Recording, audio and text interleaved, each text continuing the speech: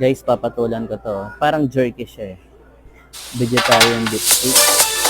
Ano kami, pork gusto ko eh. Kaya nang walang pork. So, patulan ko na to. This is kind of vegetarian beef steak. So, try natin to rin. Spicy. Pareho siyang spicy yan. This one, to, malamang ito lang ako kasi hindi ako pwede spicy.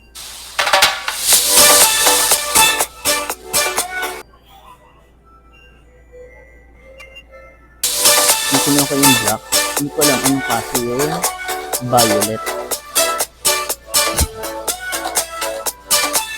Pareho na siyang vegetarian beef steak kung tawagin, pero tikman natin. Curious ako eh. Ano ang kaibahan?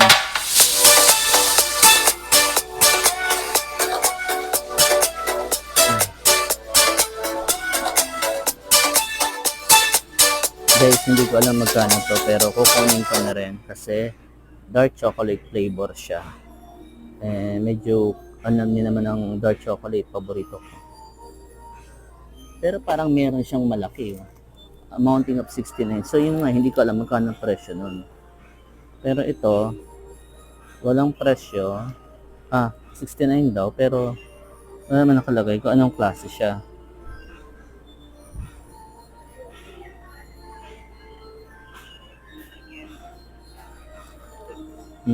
Ito lang kung papatulan ko guys. Guys, nakita ko rin, parang ito yung hinahanap kong binalikan ko na walnut cookies. Mukhang masarap to eh. Kaya binalikan ko talaga.